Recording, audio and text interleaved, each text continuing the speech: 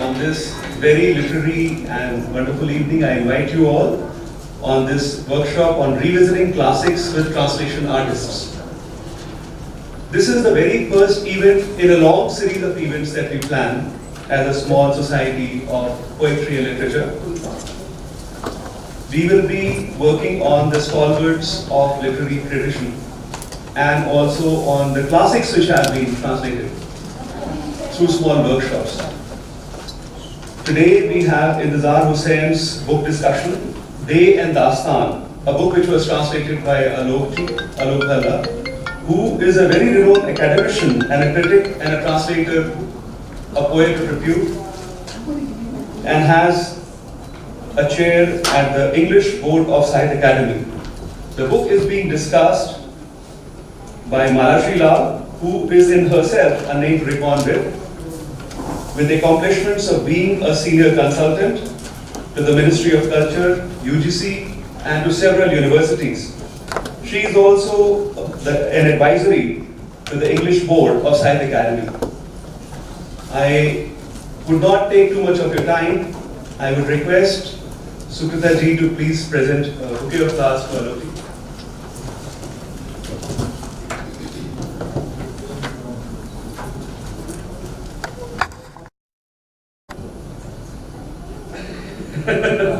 Alka Tyagi to please present a bouquet of flowers to Malashri.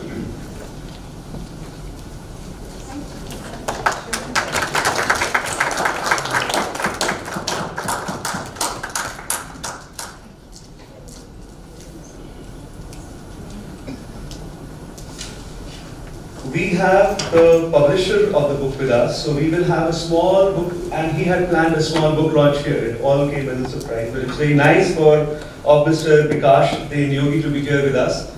And I would request him to come up to the stage so that we can have a small book launch here.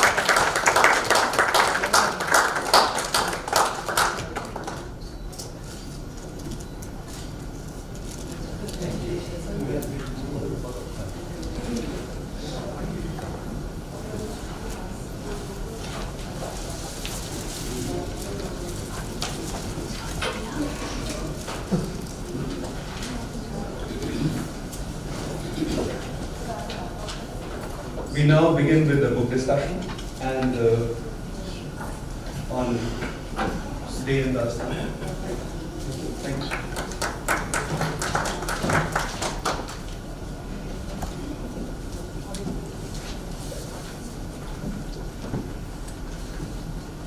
Good evening, everyone. It's indeed a very beautiful evening and a very beautiful book, and the contents. Those who haven't read it, I would certainly urge that you would pick up a copy as soon as possible. Don't leave the hall now, go get it, come back, you're forgiven. In fact, you're encouraged. It's a book which I have read with great pleasure and interest, and also enlightenment, because this is not really my area of deep research. And therefore, the first thing that occurs to me is that this book is written for those of us who probably don't have access to the original language, the original text, and therefore when a narrative and a translation of this quality comes in my hand and in the hands of others, the desire to get into Urdu literature, to find out more about Intizar Husain, to enjoy the flow of the language and the plot, to look into the characters and imagine what may have gone into the making of those people, all of it becomes an imaginative and also creative exercise for the reader. So I'm indeed delighted that there is a series on translated modern classics that is being launched today, and that this should be the first book, because it is going to open up many areas of discussion for Alok and myself. I can only put him a few questions which come to me, and so many of you in the hall today, those of you who are in the area of translation, those of you who are into partition literature, into Urdu writing, and just generally a subject which is very vibrant and very topical. So Intizar Husain's dates are 1925 to 2016, and he was born in a very small town in UP, and then he migrated to Pakistan in 1947. I'm not going to say anything other than that, because these are the signposts, and Alok will fill you in the details. For me, it's a kind of an entry when I say once upon a time. Because when Intizar Husain was born in 1925, he saw a certain face of the Indian subcontinent which has changed amazingly. And then when he migrated in 1947, it was a different face. And what we are now encountering in our everyday contemporary lives is yet another aspect of that same geography and that same history, and perhaps a different politics. So once upon a time, it was Intizar Husain's world that he portrayed, but he wrote over a long period of time. So I would imagine, and I have seen this in Alok's writing, that his perception of history and of episodes and even the punctuation to change over that period of time.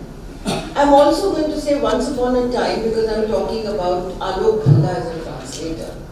Because Alok has been doing translation work for a very long while. He also had the privilege of knowing Intizar Husain.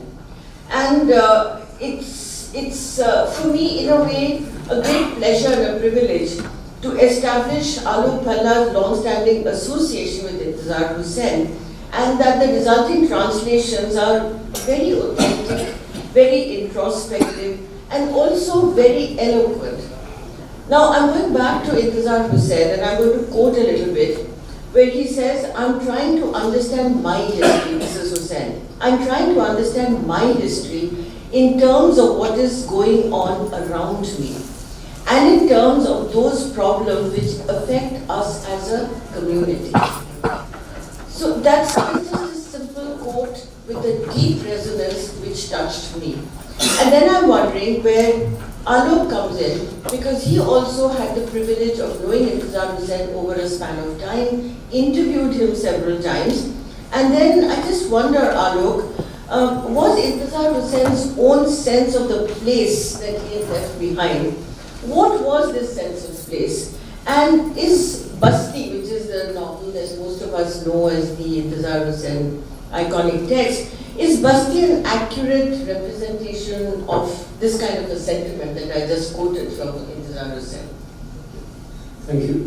Thank you very much. First, thank you for the introductions, and thank you for this introduction, which is very nice, and your comments on Intizar Husain.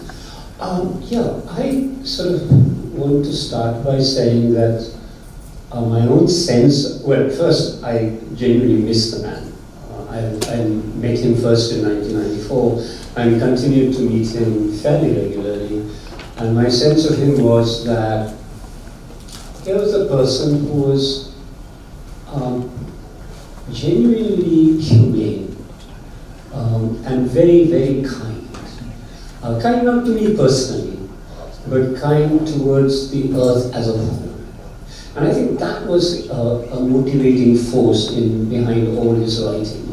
That it was not a sectarian writing, he was not writing against somebody or for somebody. He was writing in some ways for the salvation of the earth, which he thought was being tarnished, destroyed by a variety of forces that included sectarian forces also.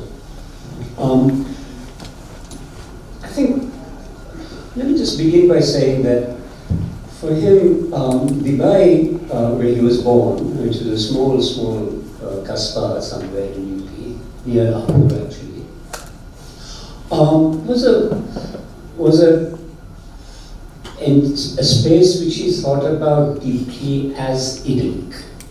And that doesn't mean that Dubai in reality was that, but that in his imaginative reconstruction of it, and which he reconstructed again and again through almost all his fictional texts, it was the ideal representation of what he would have called an Indian civilization. And let me just explain what I mean by that. In his reconstruction of this place called Dubai, which he eventually called Basti, which he also then renamed as Roopnagar. And by Roopnagar he meant really that which was beautiful, of course, but also that which was in some ways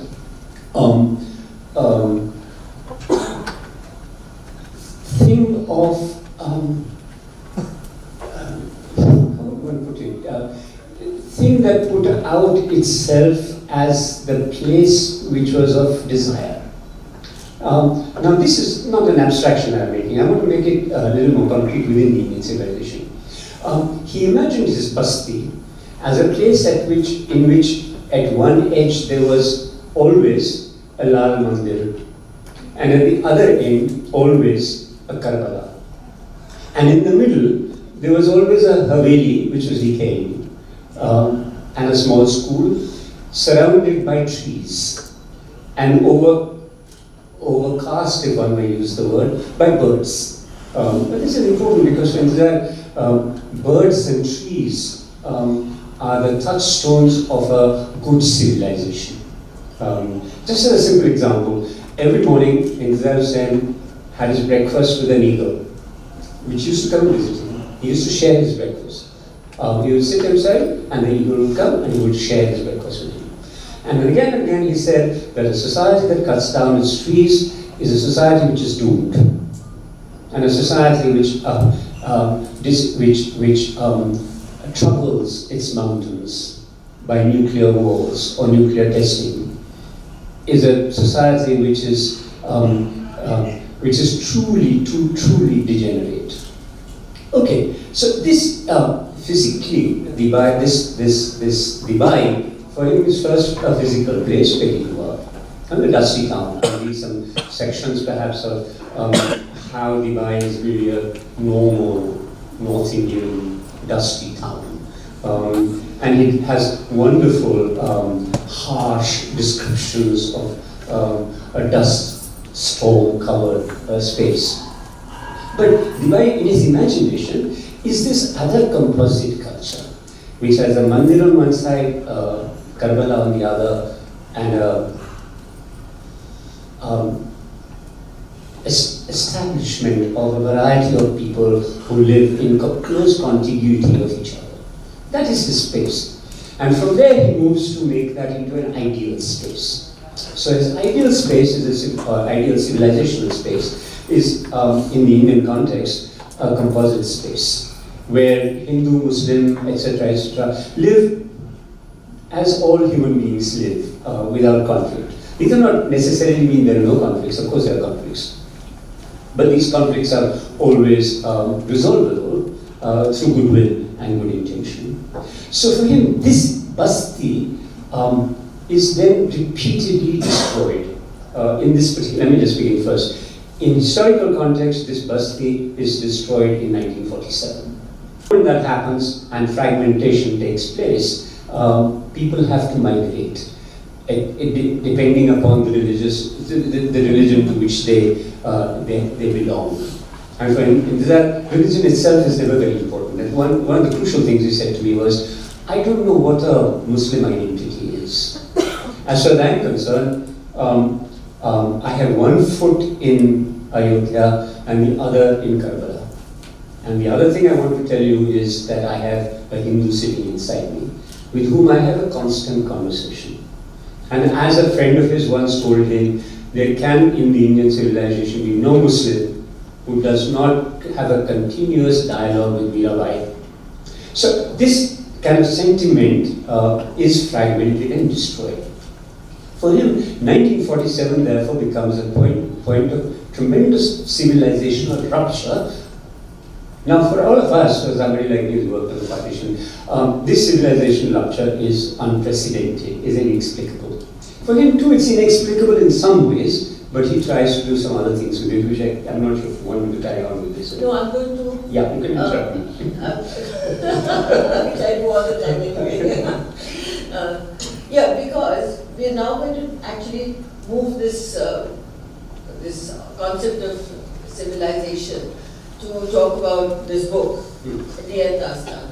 I'm going to be very English professor and say, why do you use a bilingual title? And particularly this one. And I don't know, I have a sneaking suspicion that it was to draw attention to the fact of translation. Was it? And you know, if they know Dastan and they and Dastan, it self-consciously makes you think about the title, makes you aware that it's obviously a translation, and then you begin to wonder about the original, because not everybody would know the original language, and then beautifully produced, of course, and beautifully published. So, and then these are, they know Dastan, I haven't read the original, I just read your translation, enjoyed it. They're two very different novellas. You know, one is in the realm of realism, one might say. It's about a family, of course, migration, as you mentioned, that kind of a small town topography. And the other one moves into magical spaces and, you know, Chota Mia and fakirs and riderless horses and all kinds of, you know, desolate maidens and all that. So this collocation, the story which is Dind and the story that is Dastan, what made Intizar Husain put it together? And when you decided to translate this, what were the sort of playing around that you were doing with this title calling attention to that play? First thing was, I was intrigued. Every time I met Intizar Husain, he said to me, "Mera din aur dastan koi translate nahi karta hai." And that is my favorite text. So I was curious, I mean, nobody's ever talked about it. And he, like everybody else, insisted that there was single text. There was a single text. And he put it together as a single volume. And therefore it is always known as Din or Dastan. And my friend Asif Faruqi, who is also his first biographer, told me that, he said, that's a novel. This is a common assumption, that Din and Dastan is a novel. Well, when we started looking at it, it's not a single novel. It has two novellas which have been put together. Now, Intizar Husain's friend, Nazir Kazmi, who was not only Intizar's great friend, but also a wonderful poet, and they used to go looking for neem trees in Lahore together because they missed them in their place in India, in Dubai. And I, just as an anecdote, I want to tell you that when Intizar came to Hyderabad with his wife took me aside and said, "Please don't tell him there is a banyan tree nearby, because he will go on a pilgrimage to say hello to him. So don't, please, just let him eat his lunch." I was intrigued by this, that there is, and of course Nazir Kazmi in his blurb to the novel, or to the volume called Day and Dastan, said, "This is a single but fractured narrative." Another kind of intriguing notion. The third thing he said was, Intizar always underplayed the kind of man he was. He never really boasted too much. I don't think he would have got on to Facebook with photographs of himself and the number of titles that he has published and so on and so forth. But he said to me, basically, I wrote Dastan as a challenge. Because somebody in 1956-57 said, "You can write realistic stories, you write Jataka stories, let me challenge you, can you write a Dastan?" He said, "All right, I will write a Dastan." And we'll describe what Dastan is. And I happen to, of course, my childhood sort of fascination with Dastans and Kathas. Gita is here, so Katha would be a nice word. So this was the reason it actually intrigued first. As regards the title, well, it was nicely mischievous to say, Din or Dastan is as an alliteration can be met very easily in English by saying day and Dastan. But not day and story, not day and tale, but not day and a tale of wonder, which is what a Dastan would literally translate as. but day and Dastan. Why? Well, I think in some ways, English readers should also become familiar with a very Indian civilizational form, or is it an Indian civilizational form, called Dastan. Not only should we become familiar with the form that emerges from the eastern parts of India, but maybe we could re-look at a Sir Walter Scott and Macbeth, because they're also Dastans. They're not historical novels or historical plays. They can be read in some ways as Dastan. We discussed that as we go along. So this was one reason. Yeah. Why is it that everybody has assumed that Day and Dastan, Din and Dastan, and I slip very easily into Din from Din and Dastan into Day and Dastan. But why is it that everybody thinks that they are really a part of a single structural sensibility? Well, both of them, in some ways, deal with the fragmentation of societies. That's first thing. Both of them deal with that moment when, of great violence, when suddenly one's sense of who one is and one's sense of where one is suddenly becomes unviable. It is completely shattered. And it sets you off in search of some other modes which will make the self whole and the society whole again. I think both of them are seeking that. Now, I would say that Intizar's entire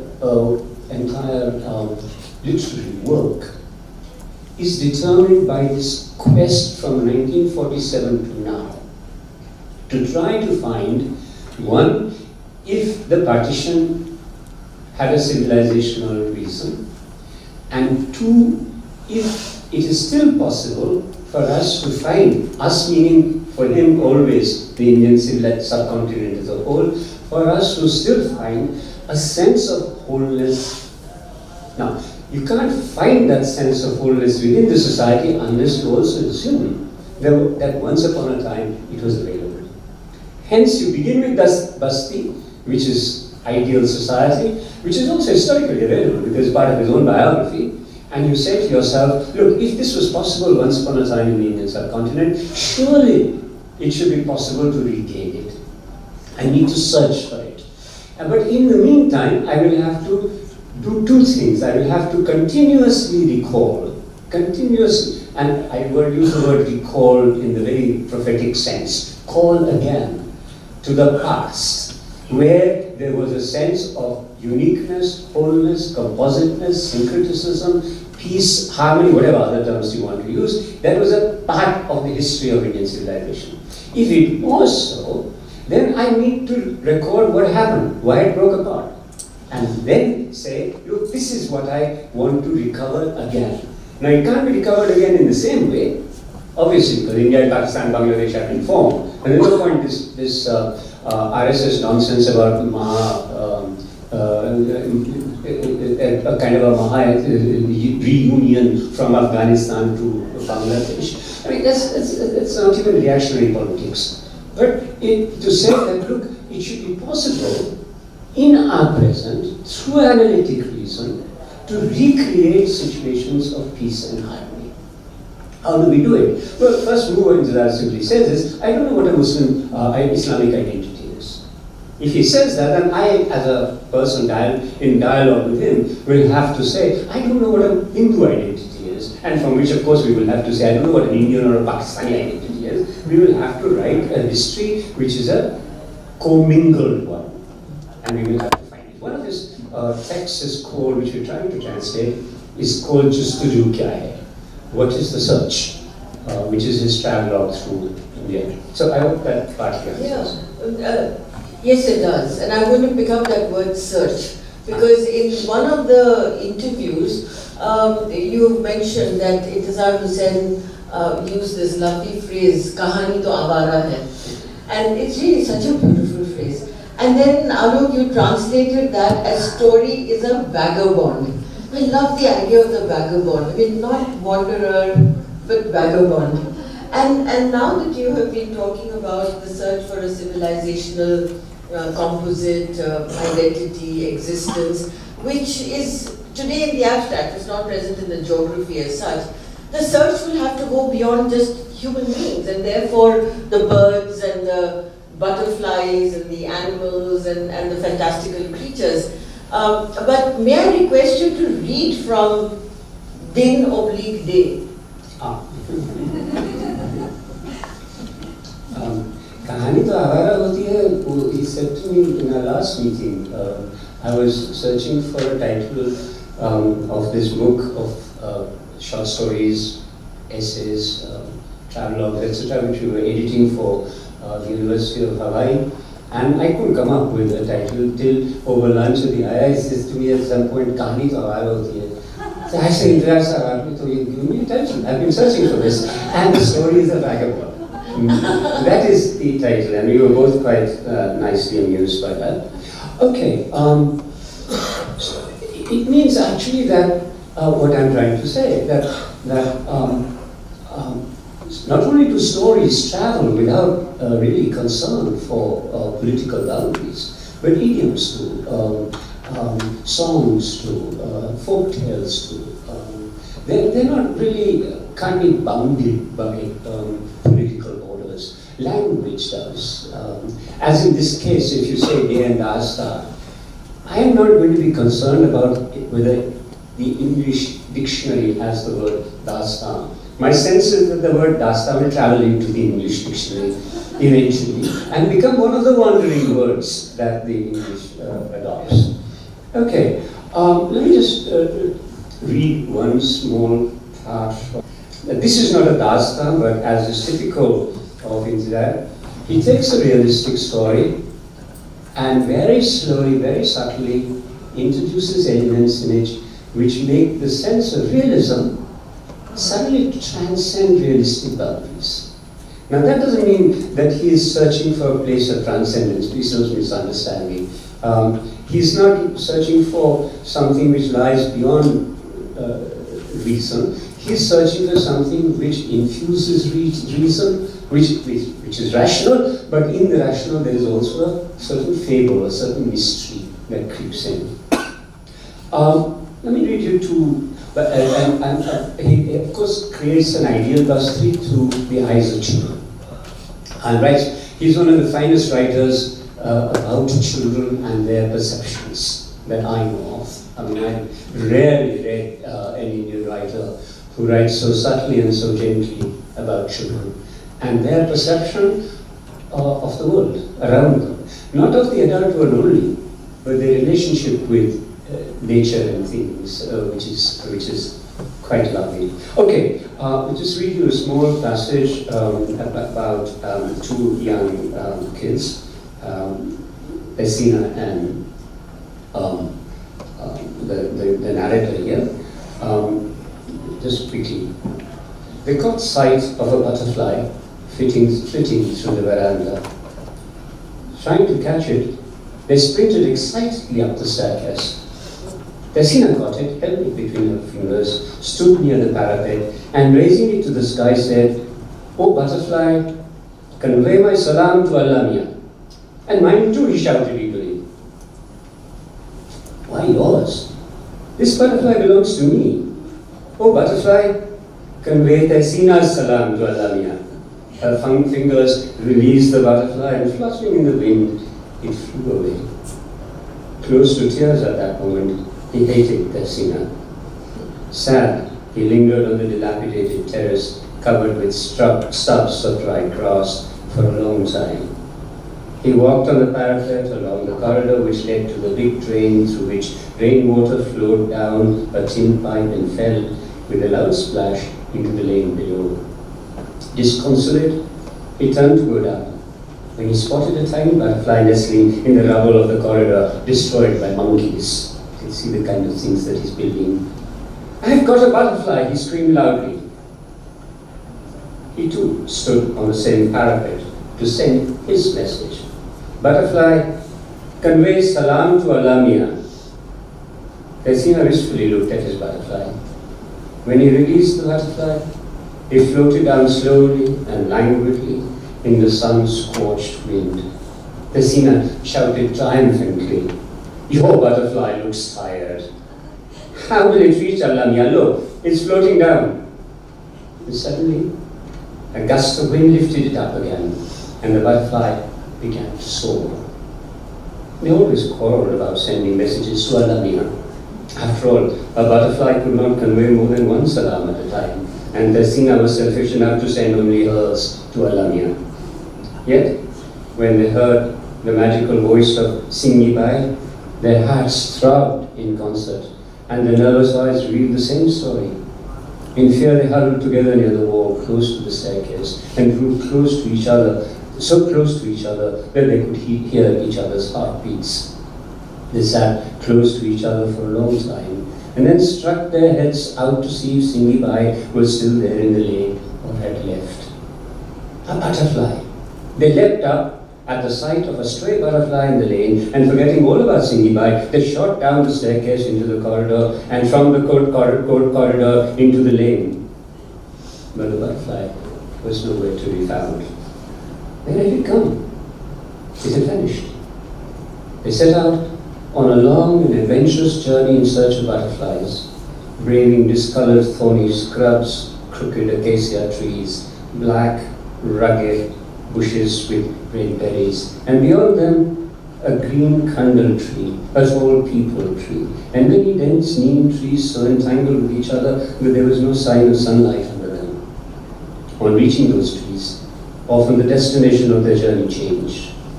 From butterflies, their minds turned to chameleons.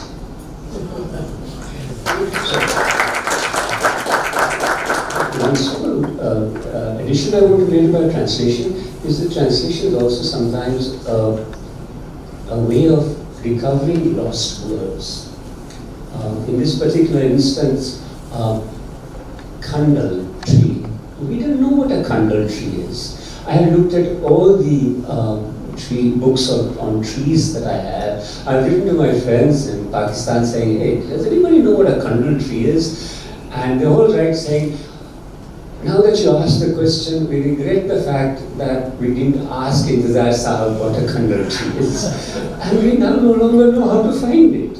It obviously grows somewhere in the Bay Area, but we just don't know what it is. And there are similar other words that are lost, not only lost in translation, but lost in partitions. But some of that playfulness around a butterfly is also lost, isn't it? How many children have that kind of a life anymore?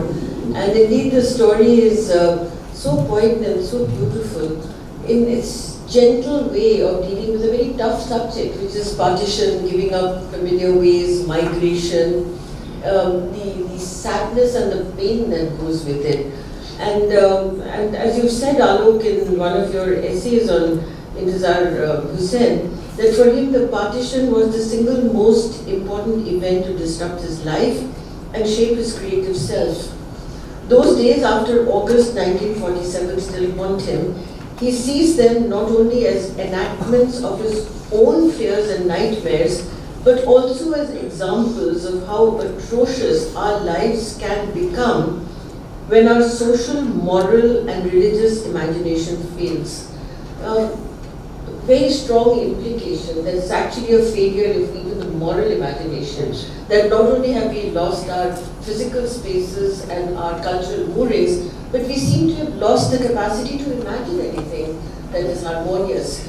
How would you relate that to the second novella, Dastan? Because the Dastan, as I understand, has a structure to it, and within that structure to build in the politics of time and the politics of migration, and the nuances of the stretch of time, that many transitions between the human and the non-human that the Dastan achieves. So I'm sort of curious about how you would put in this moral and social imagination into a text like this one. A difficult question.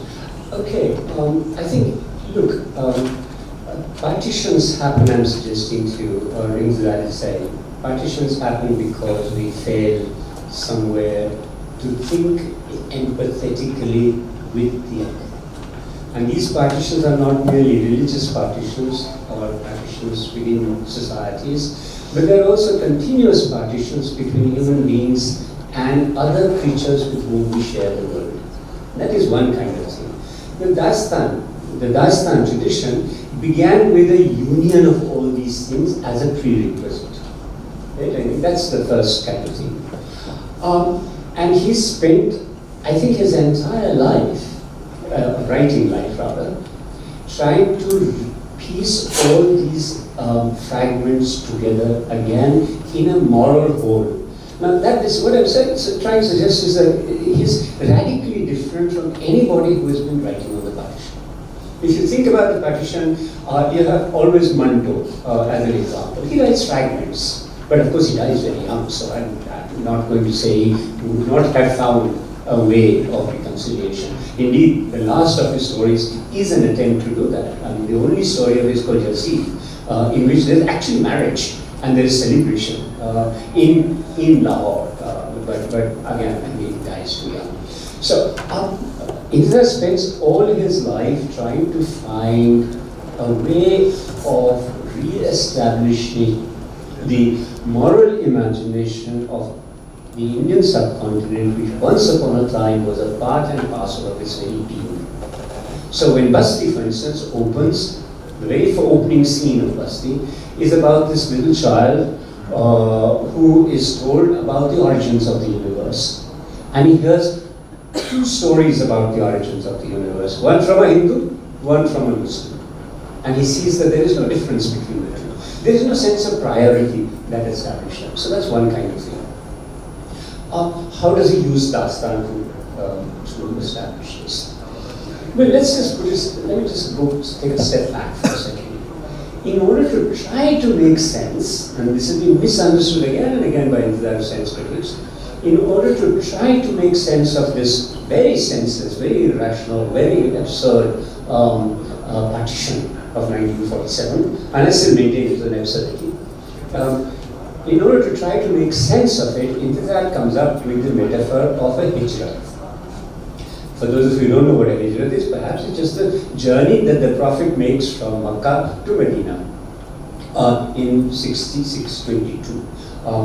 Now, for Intizar, this is a pilgrimage which the Prophet makes from a place which was once upon a time whole, in which he is now a suspect figure, and he moves to Medina, Medina being the name derived from the place where the Prophet is. It's named that way, its etymology is that. Now for Intizar Husain, therefore, this is a journey from despair to a reaffirmation of faith. Let's put it that way. Now having said that, he again and again said this to me, that look, as a Shia Muslim, this seemed to be something to which I had access, immediate access. It is part of my growing up. I could think of this kind of journey from a structured place into exile to a place which is a place of prophets. Now, but he doesn't stop there. And he's not a Shia writer. And Mehmet and others have tried to say he's a Shia writer. But he's not a Shia writer. He's not an editorializer. He's not a theologian. He makes the next move. He says, look, 1947 perhaps can be explained by saying this is the normal condition of all the normal stories that the people of the Indian subcontinent have told to each other, right from the very beginning. That is, if you look at the Ramayana is a story of Ayodhya being a place of such great harmony that after tens and thousands of years, says Valmiki, before suddenly there is a disruption and Ram, Lakshmana and Sita have to go into exile in a forest for a canonical period of 13 years or whatever. There's a standard figure here. But if you think about the Mahabharata, it's the same. So that one of the things that defines the Indian subcontinent, apart from, of course, its cosmopolitan, is also the recurrent sense of exiles, stories of exile that have been told again and again, and the stories of recovery of wholeness again and again. That's one way. But he then pushes it further. He says, look, all the stories of the human civilization are about movements out of places of structure into areas of fragmentation, hell, destruction, death, towards a salvation. And he goes right back to the Epic of Gilgamesh, which is really the first epic of which we know, of which we have a text. So the Epic of Gilgamesh merges into the Mahabharata, merges into the Ramayana, and also merges into the Jataka tales. Because the Jataka tales are also about the Buddha, who, through every repeated birth, finds himself in a situation of great violence. And to silence something, he has to sacrifice himself. So sacrifice becomes another motif of recovery.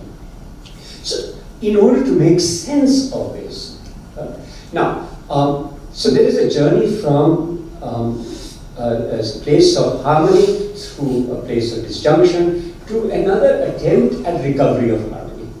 Now in Intizar Husain, however, there is no transcendence.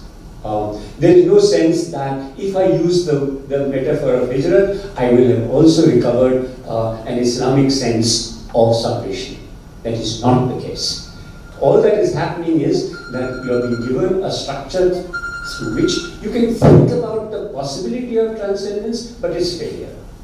So there is no story of Intizar, absolutely none, where at the end of it, there is nothing but a repeated cycle of nightmares again. Basti is a very good example of it. It begins with origins, but it ends with a vision of nightmare, which is of course also written in the form of a nightmare. We won't go into the structure of writing. It's the same with any of these stories. There is no sense of wholeness or transition. Now why a Dastan? Well, look, a Dastan on one level is simply a tale of wonder. But Dastan is also like Katha. Yeah? The etymology of both the words is how. Not why, but how. The task that the Katha, Kahani, Kissa, look at the words, incident, Dastan teller wants to do, is to describe, is to say to you, I can tell you how things happened. I can narrate the events, but I cannot tell you why it happens. But a Dastan always has a historical kernel, like the Katha has. Not unlike the folk tale. It has a historical kernel. But its effort is to present a historical narrative whose protocols are radically different from the protocols of the historical narrative. The historian's attempt is to try to say, why did something happen? There is a reason, there is a logic, there is a purpose. Something went wrong, something did not work out in the way in which you wanted to, or something did. But the task is to ask, why did Napoleon lose at Waterloo? Or why so these questions, the historian's task is to ask why questions. The Dastan's task, writer's task, is to tell you an event of how it happened. That's the first thing. Second, the Dastan teller says, because I can't tell you why it happened, there must be an element of mystery in it. There must be an element of ghostliness in it. There must be some spectre, something outside the bounds of reason, yeah, which causes some things to happen. Again, I don't know why that uncanniness happens, but I can only tell you that this is what happens. So Dastan runs parallel to the historical narrative, but instead of giving you a rational account of why things happen, it gives you a wonderful account of how things happen, puzzled account, intrigued account, uncanny account. One way of describing that very simply is to say, it happens just so. Keep in mind that Kipling wrote these wonderful tales called Just So stories. How does the elephant get its trunk? Well, just so. But I'm going to ask you about the just so part of the Dastan. Because yes, it's about the uncanny, and the not the why but the how. But this particular narrative, which has all these magical elements, also has a very dark side to it. You know, there are flames, there are revolving towers, there's a lot of bloodshed. Of course, there is exile, but there is a lot of lost pathways. So the whole landscape seems to be battle scarred.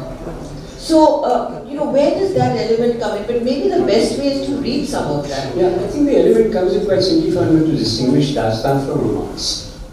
A romance or a myth actually seeks a transcendence. It actually has a hero who fights his way to justice. Dastan never does it.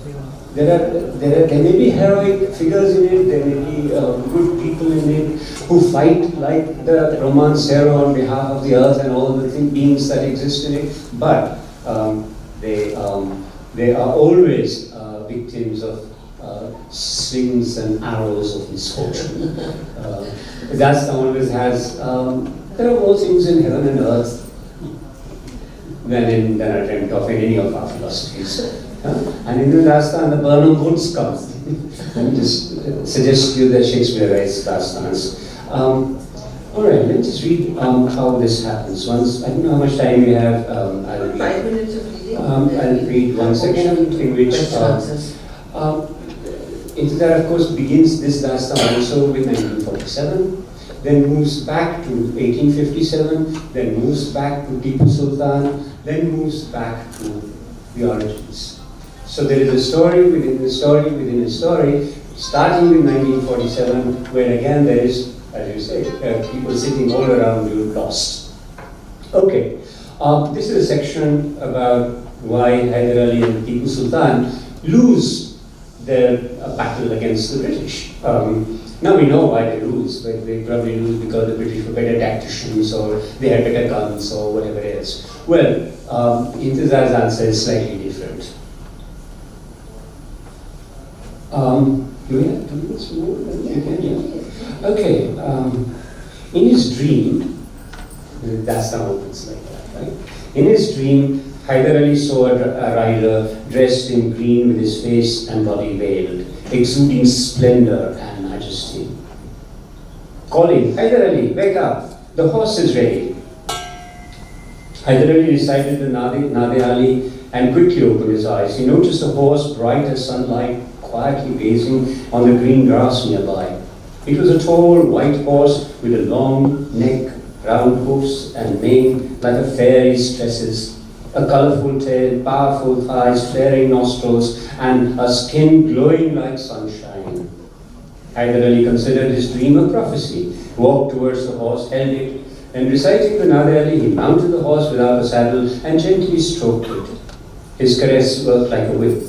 A shudder ran through the body of the horse, and it galloped away, trampling the green grass and crushing the flowers.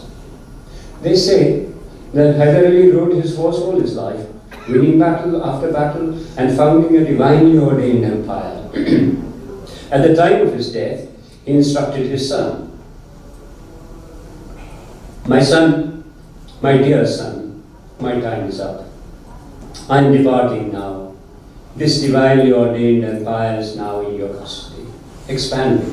Unite the north and the south, Kanyakumari and the Himalayas. I have handed over the royal treasure to you and explained all the secrets of administration. Consider my horse as the most precious of all my treasures, the deepest of all its secrets upon whom this divinely ordained empire rests. If the horse goes berserk, everything will be ruined and the empire will disintegrate. If it ever lies on its own, know that some great threat is looming over the kingdom. Recite the Nade Ali, mount the horse and ride into battle. Inshallah, you will find companions in the battlefield and return victorious." Ever since then, Hazrat Tipu Sultan, the martyr, valued the mighty and loyal steed, regarded it as more precious than his life, and waged and won all his battles riding it. Something strange happened in the last battle of his life. A little lapse of memory cost him the battle. The legend goes that it was the time of dusk. Hot winds were blowing, the Dastan Khawa was spread out under the shade of the dense mango tree. Son, Hazrat Tipu Sultan was very fond of mangoes, and the shade of mango trees was very dear to him. There were a variety of mango trees in his orchard. He had got the cuttings of mango trees of all varieties from across the country and had them planted there. It was the second day of May. The mango harvest that year was poor. The mango trees, usually loaded with fruit, were almost bare because of recurrent dust falls. But this orchard still had branches heavy with the burden of raw mangoes. The Dastan cover was spread out beneath one such branch. A wide variety of food of different colors was laid on it. The nobles and the men of the highest rank in the administration sat there in rows. The Sultan sat in the middle. He was about to start eating when the neighing of his faithful horse from a distant place fell on his ears. Hazrat paused, hesitated, and then decided to continue eating. While the food was still on his plate, a large leaf fell from the tree on his plate like a shield falling from the hand of a struggling soldier. The mighty leader stopped and looked up at the tree. While his gaze was still fixed on the tree, his faithful horse neighed again, this time with such force that the entire fort reverberated and the earth shook at the sound of the galloping horse. The master turned and saw the horse had snapped its leash, escaped from the enclosure and was charging in his direction. At the same time, he also saw a messenger running towards him from the battlefield. Harried and weary, the messenger came and announced, "May the glory of the Sultan remain intact. His faithful general has been killed." The British forces have scaled the walls of the fort. On hearing this, the mighty king seethed with rage. He got up and commanded, "Saddle my horse. The time for me to go into the battlefield has arrived." Then he looked so sternly at the nobles that they turned pale with fear. Angry and agitated, he unsheathed his sword and broke down to the horse. Strangely, in his wrath and frenzy, the Sultan forgot to recite the Nagari. When he spurred his horse, it refused to budge. It struck the ground with its hoofs and did not move. The Sultan was confused and flustered. He gazed at the sky and then turned to the horse and said, "My friend, my faithful steed, my companion, has your sense of loyalty vanished?" This remark had its effect on the steed, who scoured the ground with his hoofs and galloped off like an arrow towards the ramparts of the fort. But the loyalty of the steed could not make amends for the error. When the Sultan fell on the ground, he realized his mistake. But by then, it was too late.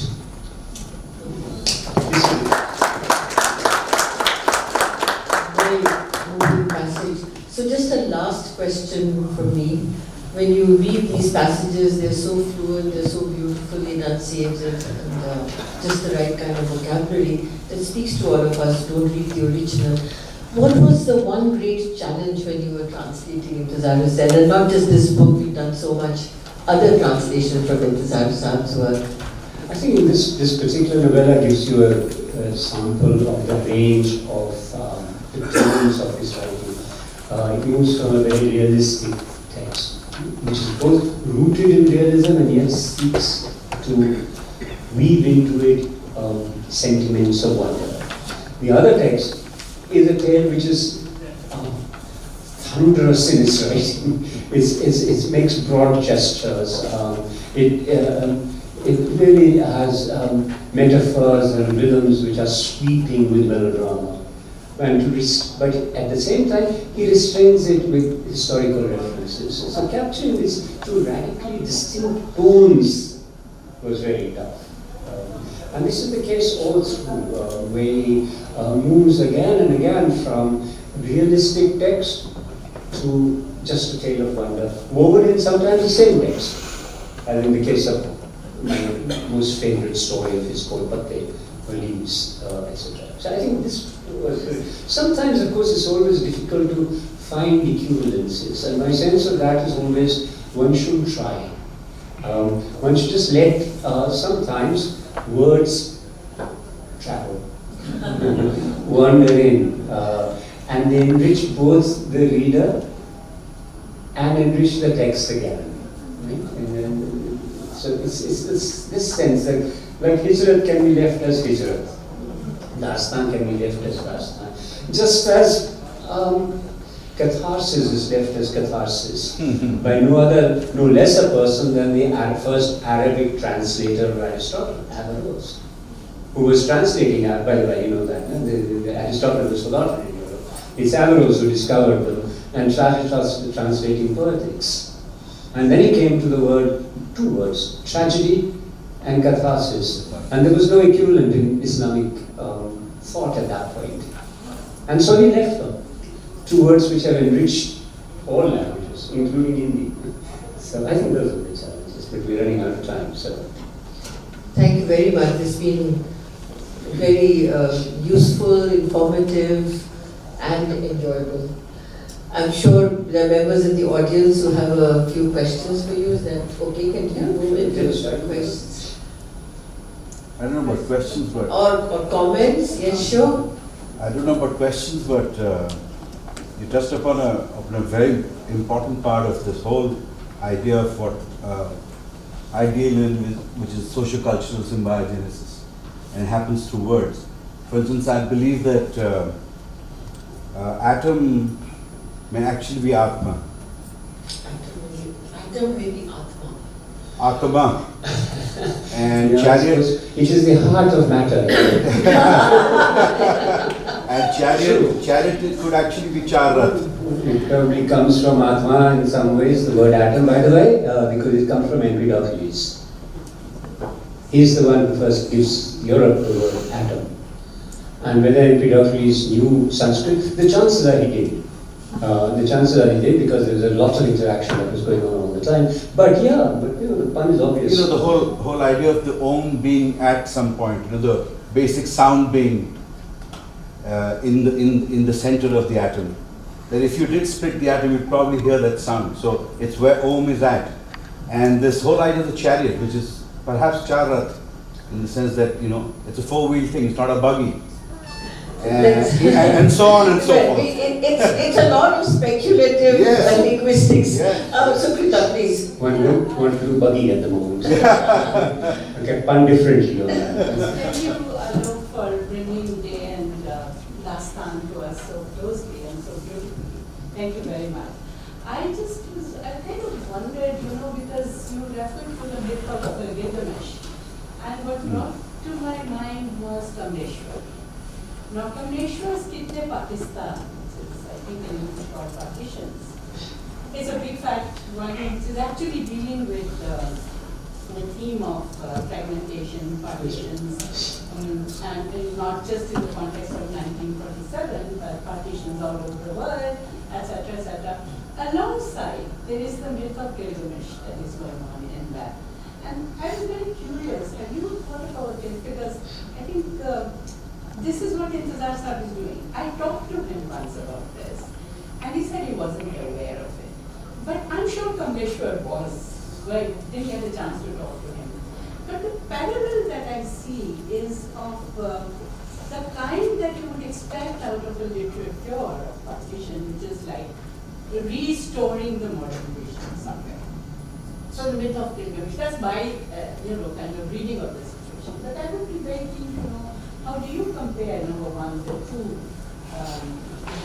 Intizar Husain and Kamleshwar, which I know, I see a frown there, but there is something that is common between the two, right? And whether one is looking at that short story which is Kitne Pakistan, or the larger novel. Two things. One, of course, the short story is a much better text than, it's called Or Kitne Pakistan, which gives you the clue here. I'm surprised that Intizar said he didn't think about Gilgamesh in the manner, because he uses Gilgamesh again, for instance, in Kishti. In fact, it's one of the fragments where the epic of Gilgamesh occurs alongside the epic of Manu and alongside the epic of the story of Noah. All of them stories of sudden disruptions in normative history and a break from which they may or may not find their way out. Gilgamesh does.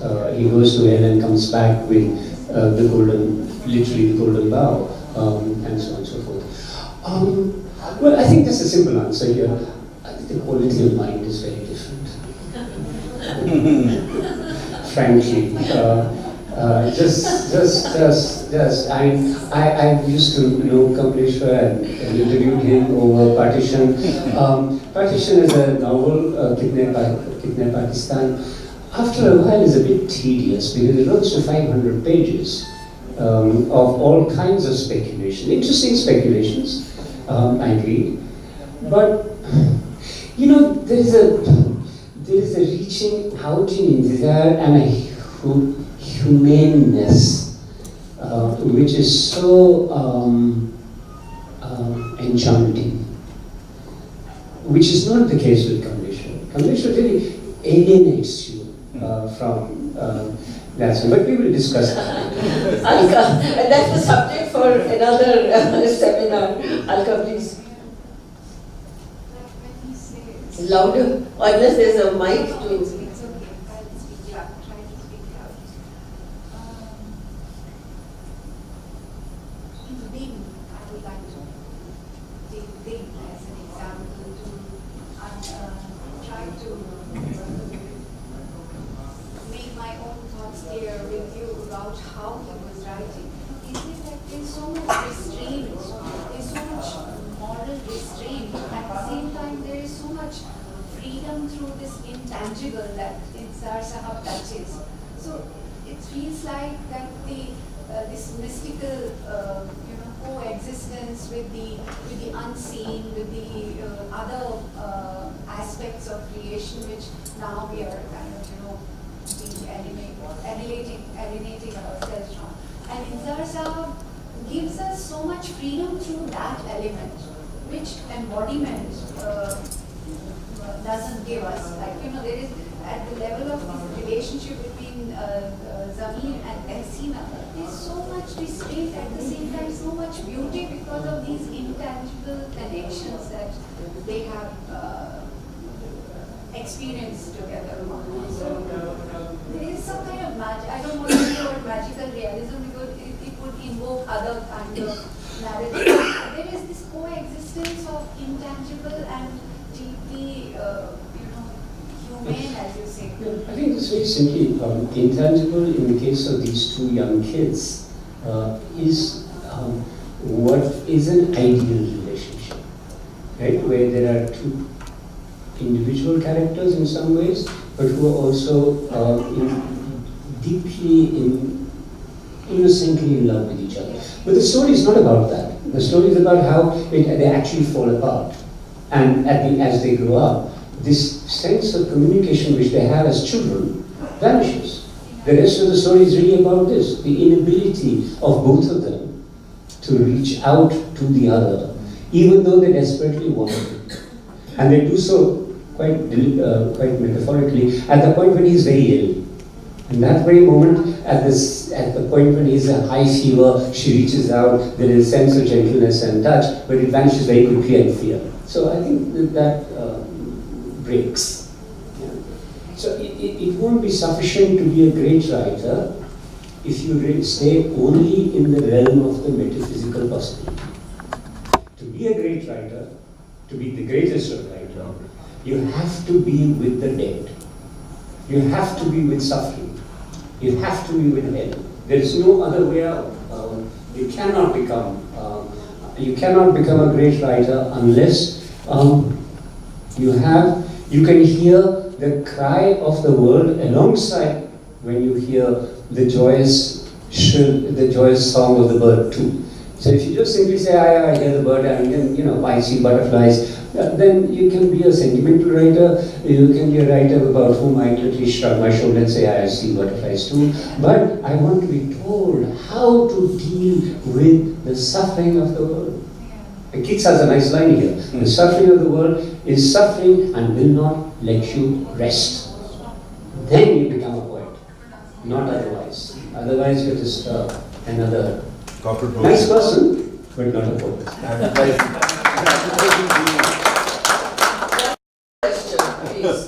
So this book is Darul. Okay. both the stories are about partition. So looking at the present socio-political context of the country, what kind of a message do you think the book will send to the readers today? Some people who might not be aware of the story earlier. What kind of a message will the book send today? Both the stories are about partition. We should go back to reading.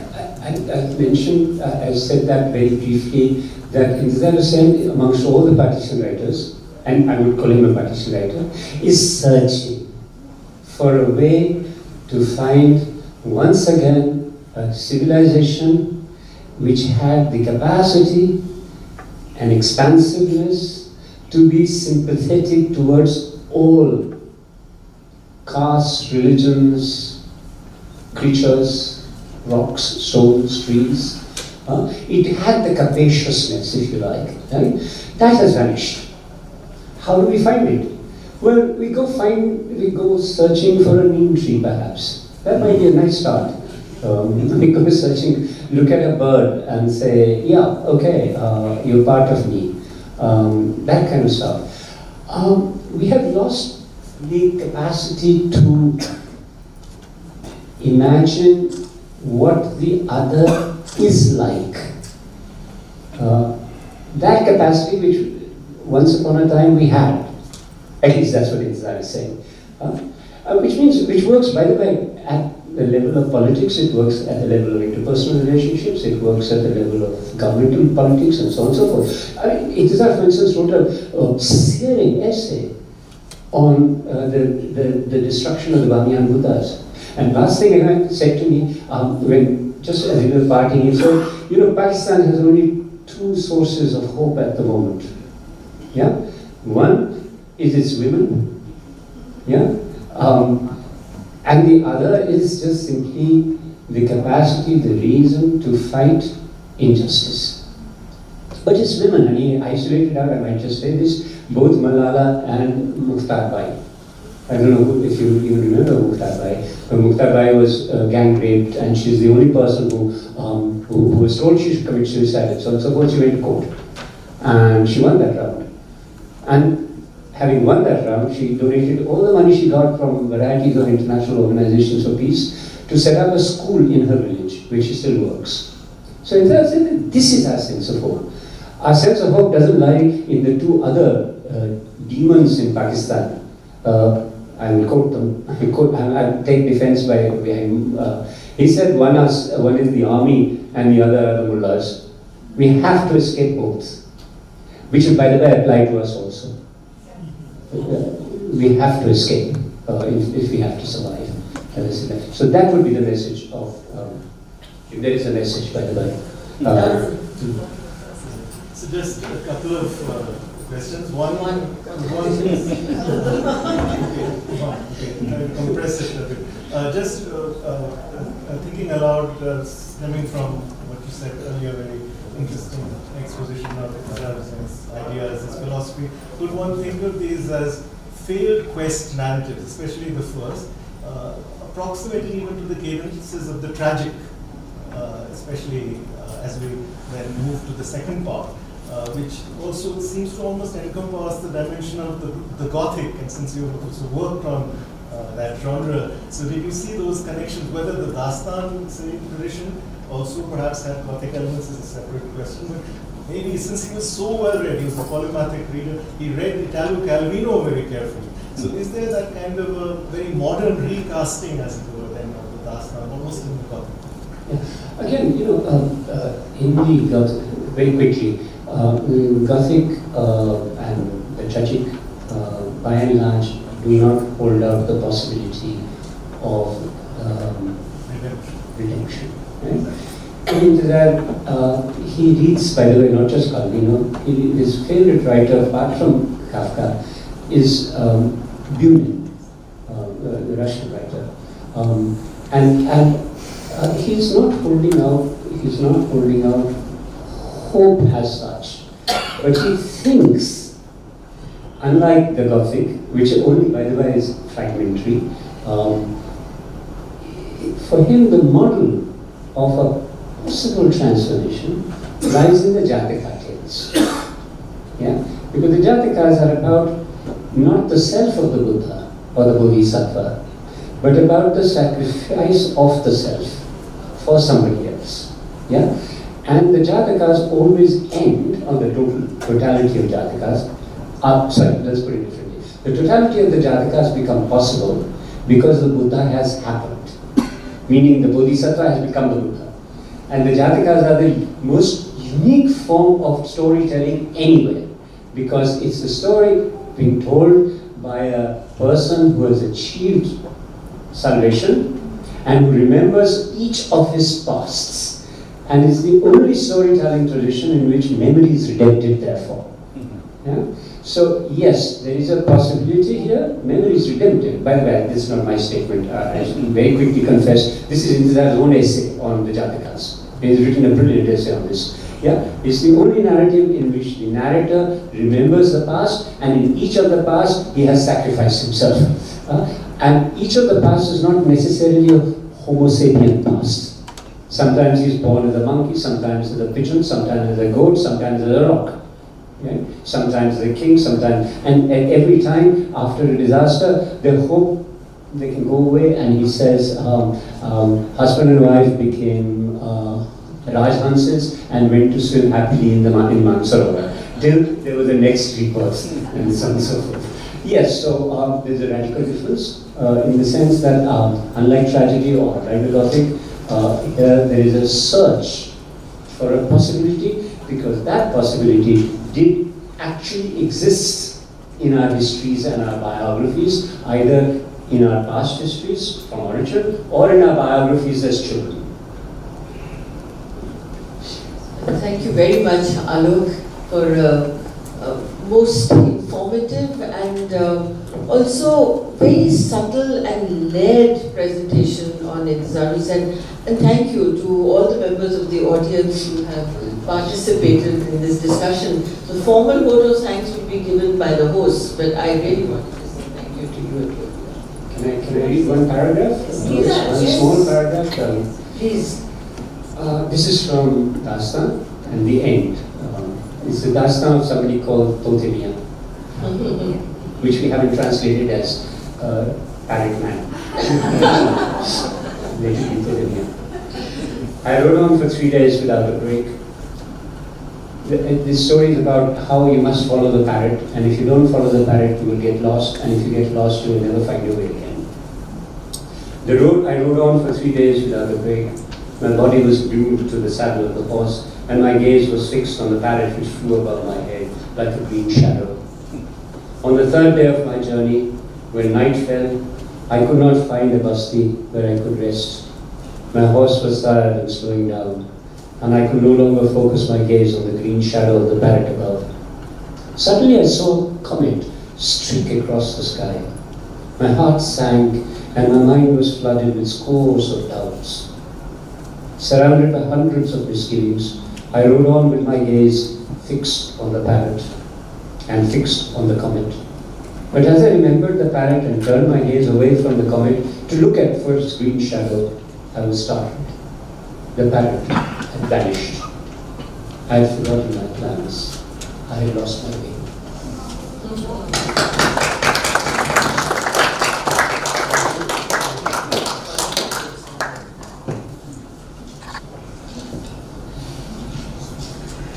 Thank you, Alokji. Thank you, Malati, Professor Malashri, and I would also thank in absentia Professor Nishad Zaidi, who is the co-author of the text, and Anamika Didi, who has started this series in revisiting the classics in translation, which will be next would be there on the IHC calendar, and the coordinator Anand Khatri, who is a poet and is the he has a Poiesis Society for Poetry.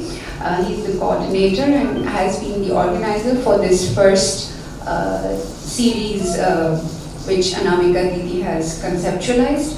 I would request, before we say bring the evening to an end, I would request Anand to kindly present his token of our affection to Malati.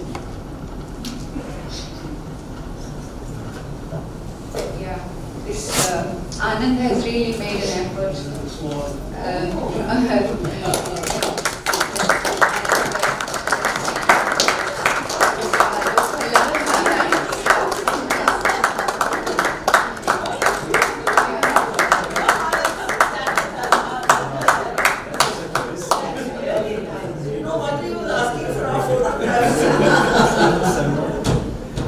joy overflow. This is an evening to remember, and I would borrow from Alok ji, who said that remembrance is redemptive. So I wish you a very good evening further. Thank you for coming and joining in this very meaningful and wonderful introduction into the world of Intizar Husain Sahab. Thank you very much.